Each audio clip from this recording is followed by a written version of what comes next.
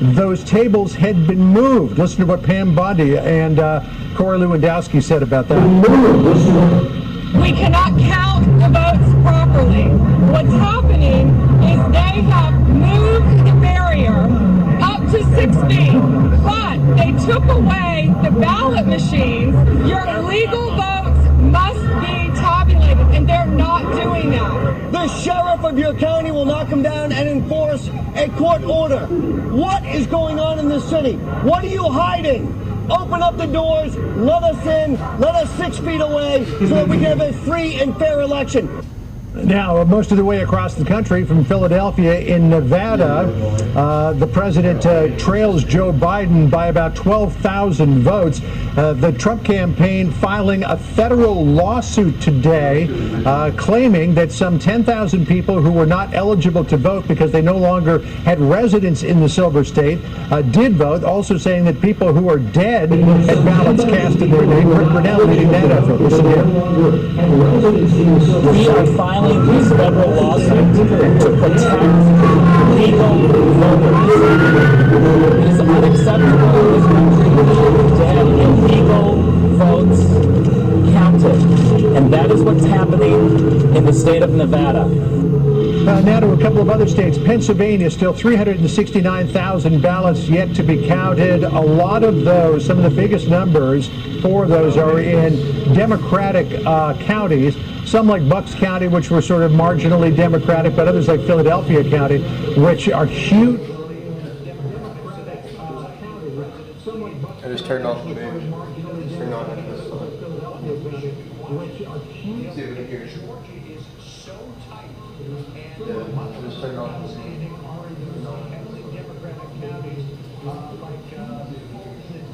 turn it back on. And the president's only ahead by a few thousand votes. So I think we should be paying a lot more attention to what's going on in Georgia. Neil? That's a very good point, because even if they win back Arizona, it's put back in their column. You gain 11 there, but you lose Georgia, you lost 16. We're down at 5. It's very, very tough. All right, thank you, John Roberts. Let it go right now what Joe Biden is doing today. For that, we go to Jackie Heinrich. Jackie. Good afternoon, Neil. Interesting development just in the last couple of seconds, actually. They did a sound check on the microphones behind me. Team Biden is very comfortable right now. They were touting this morning more votes for the former vice president than any presidential candidate in history, and a greater share of the popular vote than icons like Richard Nixon and JFK. And they say that Team Trump is likely seeing the same data, and they believe that's why he's pushing this strategy to try to stop counting votes. On a press call this morning, Biden's campaign manager said Trump and Republicans are trying to create a cloud of confusion that might be effective with some of the public, but in court they're litigating over issues that have already been litigated. They say they're running out of ideas and they're getting desperate. Now, back in September, Biden's team expanded their existing legal team of hundreds of lawyers across the country to prepare against what they saw as the president's continued efforts to suppress the vote and sow disinformation and distrust in mail-in voting. The Biden Lawyers Committee is headed up by General Counsel Dana Remus and former Obama White House counsel Bob Bauer, plus two former Solicitors General, Donald Verrilli Jr. and Walter Dellinger, both of them Supreme Court and Appellate Court advocates who each served at one point as the fourth highest ranking official at the Department of Justice. Former Obama administration Attorney General Eric Holder is also part of that effort. Now, while Team Biden takes on Team Trump in court, the transition team is pulling together, and the former vice president is preparing to become the president-elect. What I'm focused on is getting these final votes done. We're very focused on making sure the counting goes on. The vice president is continuing to do the things that he's been doing every step of the way, not losing sight of the fact that COVID cases are rising day after day in this country as well, and making sure that he's briefing on that. Yeah, part of Biden's day today was getting a public health briefing on coronavirus from advisors. He's been doing those weekly for a few months now. Now, in terms of the vote, the campaign is still confident they're going to hit that 270 number. Might be today, might be tomorrow. They said that the margins are great in Pennsylvania. They're also comfortable in Arizona and Nevada. Neil. All right, Jackie, thank you very much. Speaking of Arizona, Trump campaign folks are commenting on that. A state that they argue is theirs. It's just in the wrong column here.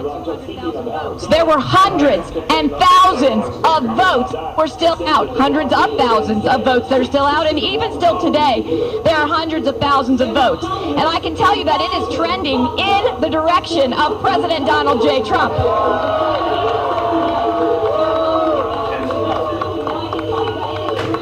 We have the team on the ground. We have the people. We have the momentum.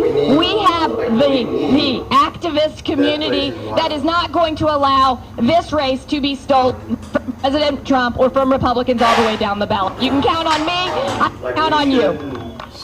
I'm going to leave it at that because you don't need to hear from me. You all know. I think we're going to win this state for Donald Trump.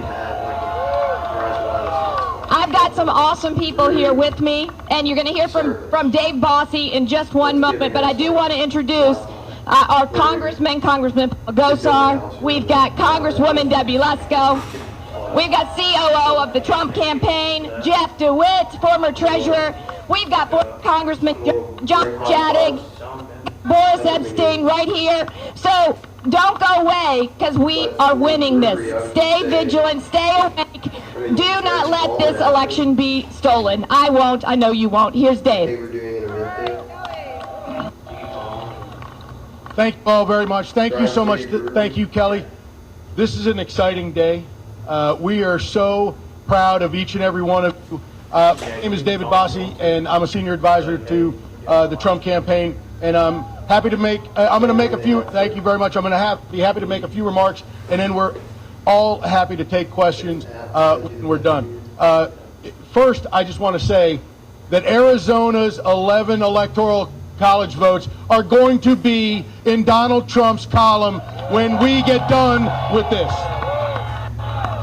Every legal ballot must be counted. We are here to protect every legal vote.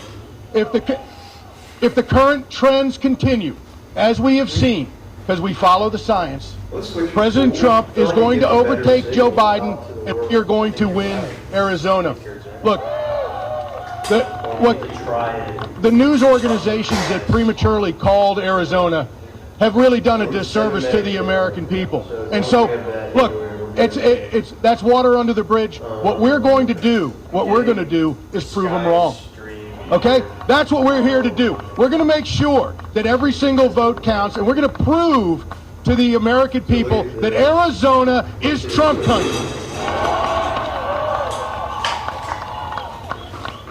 And my next question is, what does the margin need to be in order for them to retract this horrible, horrible call? That's a very important question. We must have the media. Look, after tonight, the margin is going to be much smaller.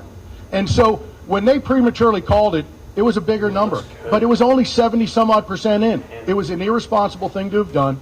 And we're here to protect the vote of the Arizona people. And I got to tell you, I see... What is going on? It's the fake news media. So look, we're going to continue monitoring this. I apologize, some audio difficulties here, but just the gist of it is they're not happy that Arizona was called by this network and the Associated Press for Joe Biden election night, and they are still not letting go of that. They say that the ballots in hand, especially absentee ballots that are coming in, including day of such ballots that typically go Republican, have not been counted. It's going to make up that difference. It's going to make a huge difference there and flip those 11 electoral votes that are right now in Joe Biden's column into the president's column here. We'll see how this goes. The voting does go on, as it does with the counting in Pennsylvania right now, and the back and forth and the lawsuits there as to whether that count is going legally. Jonathan Hunt on all of that. He joins us right now, not only just on what's happening across the country, but particularly right now with what's happening in Nevada itself. Jonathan. Yeah, good afternoon, Neil. Two major storylines from Nevada today, which is such a critical state, given that, according to the Fox count, former Vice President Joe Biden is at 264 electoral college votes. Nevada has 6. So if Nevada goes to Biden, then he would be at that magic number of 270.